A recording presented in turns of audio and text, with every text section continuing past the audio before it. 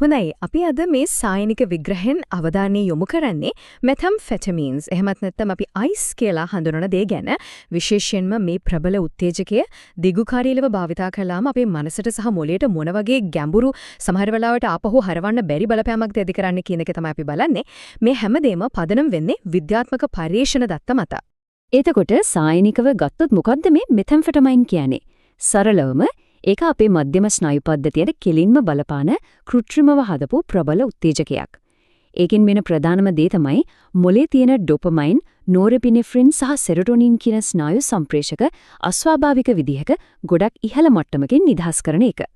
ඉතින් මේ විග්‍රහය පුරාවටම අපි හරියටම බලන්න යන්නේ මේ ස්නායු රසායනික ක්‍රියාවලිය නිසා ඇතිවෙන මානසික ප්‍රතිවිපාක මොනවද කියලා තමයි. හොඳයි අපි මේ කතාබහ කොටස් 5කින් ඉදිරියට ගෙනියමු. මුලින්ම මේ උත්තේජකයේ ස්වභාවය ගැන බලමු. ඊළඟට ඒක මොළයට හානි කරන විදිහ, ඒ කියන්නේ ස්නායු විෂවීමේ ක්‍රියාවලිය ගැන කතා කරමු. ඊට පස්සේ ඒ හානිය අපේ මනසට බලපාන හැටි, ඇබ්බැහිවීමේ යාන්ත්‍රණය සහ අවසානයේටම සුවය ලැබීමේ හැකියාව සහ ඒකෙන් ඉතිරි වෙන බලපෑම ගැනත් ගැඹුරින් බලමු. හරි. එහෙනම් පළවෙනි කොටස ප්‍රබල උත්තේජකයක්. මෙතනදී අපි බලන්න යන්නේ කෙනෙක් දිගු කාලයක් මේ දේ භාවිතා කරද්දී මොලේ මූලික ව්‍යුහයන් සහ ඒවයි ක්‍රියාකාරීත්වය ඇතුළතින්ම කොහොමද වෙනස් වෙන්නේ කියන එක. මේ දිගු කාලීන භාවිතයේදී මොලේ තියෙන ප්‍රධාන මධ්‍යස්ථාන 4කට තමයි වැඩිපුරම බලපෑම එල්ල වෙන්නේ. එකක් තමයි අපි තීරණ ගන්න සැලසුම් කරන්න පාවිච්චි කරන పూర్ව ලලාට බාහිකය. ඊළඟට අපිට සතුට, තෘප්තිය වගේ දේවල් දැනෙන එක පාලනය කරන ස්ට්‍රෑටම් එක. ඒ වගේම අපි හැඟීම් පාලනය කරන ඇමිග්ඩලාව සහ අවසාන වශයෙන් මතකයන් ගොඩනගන හිපෝකැම්පසය. හිතන්නකෝ මේ හැම කොටසකටම හානි වුණාම කෙනෙක්ගේ පෞරුෂයයි හැසිරීමයි කොයිතරම් ගැඹුරින් වෙනස් වෙන්න පුරුණාද කියලා. දැන් අපි එනවා දෙවෙනි කොටසට. ස්නායු විෂවීම. මෙතනදී අපි හරියටම කතා කරන්නේ මේ මානසික හානිය පිටිපස්සේ දෙන ජීව විද්‍යාත්මක කතාව ගැන. ඒ කියන්නේ හානිය සෛල මට්ටමෙන් සිද්ධ වෙන්නේ කොහොමද කියන කාරණිය. හොඳයි. අන්වීක්ෂකකින් මොගේ බැලුවොත් මේ හානිය පටන් ගන්නේ ඩොපමයින් ස්නායු විෂවීමෙන්. ඒ කියන්නේ මොකද්ද? සරලවම අපිට සතුට, උනන්දුව වගේ දේවල් ඇති කරන ඩොපමයින් ස්නායු සෛලවල අග කොටස් ටික ක්‍රමානුකූලව මැරිලා යනවා. ඇත්තටම මේක තමයි සිද්ධ වෙන පළවෙනි සහ බරපතලම හානිය. ඉතින් මේ භෞතික හානිය නිසා ඇතිවෙන සායනික ප්‍රතිවිපාක නම් ගොඩක් බරපතලයි. එකක් තමයි ස්වභාවිකව සතුටක් විඳින්න තියෙන හැකියාව නැති වෙලා යන එක. අපි ඒකට කියනවා ඇන්හෙඩෝනියාම කියලා. ඒත් එක්කම කිසිම දෙයකට උනන්දුවක් පෙළඹවීමක් නැති වෙලා යනවා. අන්තිමට ඉතුරු වෙන්නේ මත්ද්‍රව්‍ය මතම දැඩිව යැපෙන තත්ත්වයක්. මේ ප්‍රශ්නේ තවත් සංකීර්ණ වෙනවා. මොකද ඒත් එක්කම අපේ මොලේ තියෙන විධාන මධ්‍යස්ථානයේ, ඒ කියන්නේ పూర్ව ලලාට බාහිකයේ ක්‍රියාකාරීත්වයත් අඩපණ වෙනවා. పూర్ව ලලාට බාහිකයට හානි වුණාම කෙනෙක්ගේ විදායක ක්‍රියාකාරකම්, ඒ කියන්නේ හිතලා බල්ල වැඩ කරන හැකියාව කෙලින්ම අඩපණ වෙනවා. ඉතින් ප්‍රතිඵලය මොකක්ද? හරි වැරද්ද බල්ල තීරණ ගන්න එක දුර්වල වෙනවා. හිතට එන දේ පාලනය කරගන්න බැරි වෙනවා. මේක නිසා තමයි අධික අවදානම් සහිත දේවල් කරන එක, ආක්‍රමණශීලී වෙන එක වැඩි වෙන්නේ. හොඳයි.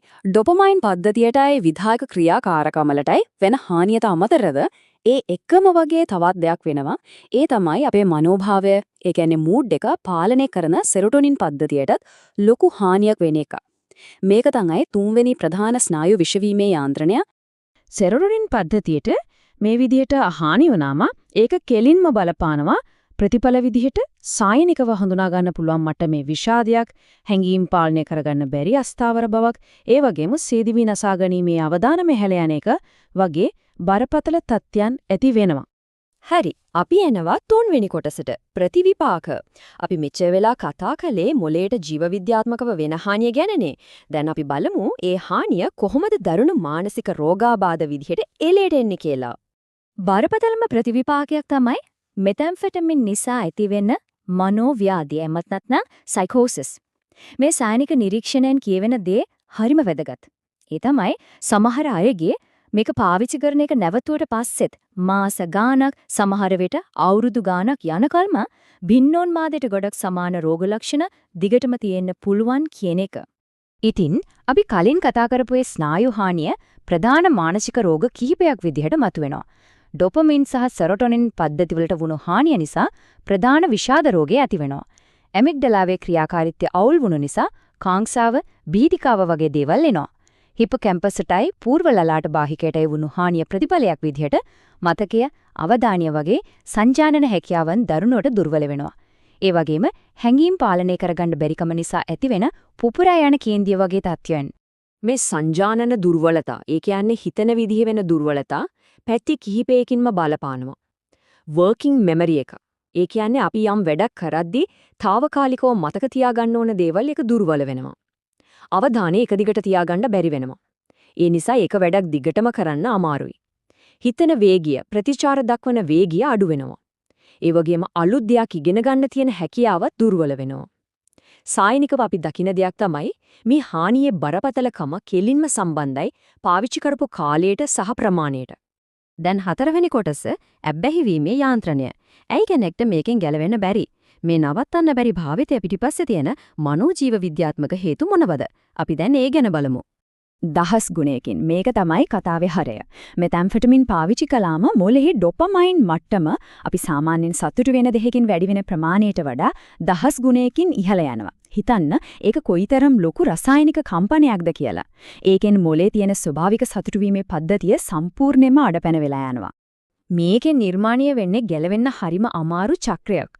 මුලින්ම අර අධික ඩොපමයින් වැඩිවීම නිසා අතිශය ප්‍රමෝදයක් දැනෙනවා.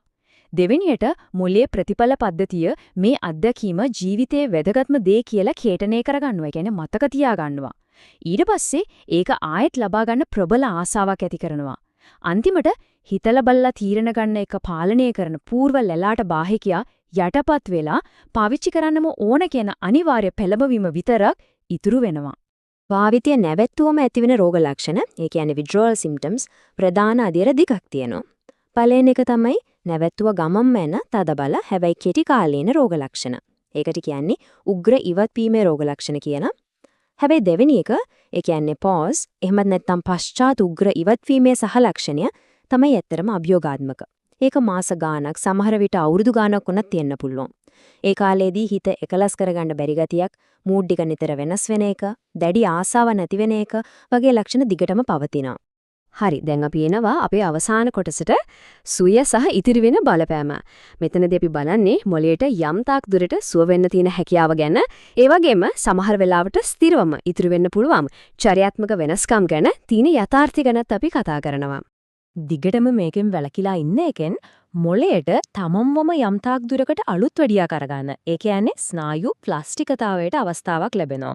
සායනික දත්ත පෙන්නන විදිහට මාස 6ක් විතර යද්දී ඩොපමයින් පද්ධතියේ යම් යථා තත්වයක් පේන්න ගන්නවා. මාස 12ක කොහාට අතර කාලෙදී විධායක ක්‍රියාකාරකම්, ඒ කියන්නේ හිතලා වැඩ කරන හැකියාවන් ටිකක් දියුණු වෙන්න පුළුවන්. අවුරුදු 2කටත් වඩා කාලයක් ගියාම අර මනෝව්‍යාධි ලක්ෂණ සහ සංජානන දුර්වලතා ක්‍රමයෙන් අඩු වෙන්න ඉඩ තියෙනවා. හැබැයි මේක අතිශයින්ම හැමින් වෙන ක්‍රියාවලියක්. ඒ වගේම සම්පූර්ණ සුවය කවදාවත් සහතික කරන්න බෑ. අපි සායනික දත්ත විශ්ලේෂණීය කරද්දී බරපතලම දිගුකාලීන අවධානම් සාධක කිහිපයක් පැහැදිලිවම පේනවා. එකක් තමයි විෂාදය සහ මනෝව්‍යාධිය නිසා සියදිවි නසා ගැනීමේ අවධානම සැලකිය යුතු විදිහට වැඩි වෙන එක. ඒ වගේම සමාජ විරෝධී ගති ලක්ෂණ සහ අනිත් අය ගැන කිසිම හැඟීමක් නැති වෙන එක සමහර වෙලාවට ස්ථිරවම ඉතුරු වෙන්න පුළුවන්. ඒත් එකම ආවේග පාලනය කරගන්න බැරිකම නිසා ප්‍රචණ්ඩකාරී හැසිරීම් වලට තියෙන නැඹුරුවත් ඉහළ යනවා. තින් අර ස්නායු ප්ලාස්ටික් කතාවේ කියන දේ නිසා යම් බලාපොරොත්තුවක් තිබුණත් සායනික සාක්ෂි වලින් පැහැදිලිවම පේන්නේ මොළයට ගැඹුරු බොහෝ වෙලාවට ස්ථිර වෙනසක් සිද්ධ වෙනවා කියන එක. එහෙනම් අවසාන වශයෙන් අපිට අහන්න වෙන ප්‍රශ්නේ තමයි මේක මේ සිදුවන හානිය අවසන් වෙන්නේ කොතනින්ද? ඒ පුද්ගලයා නැවත ආරම්භ වෙන්නේ කොතනින්ද?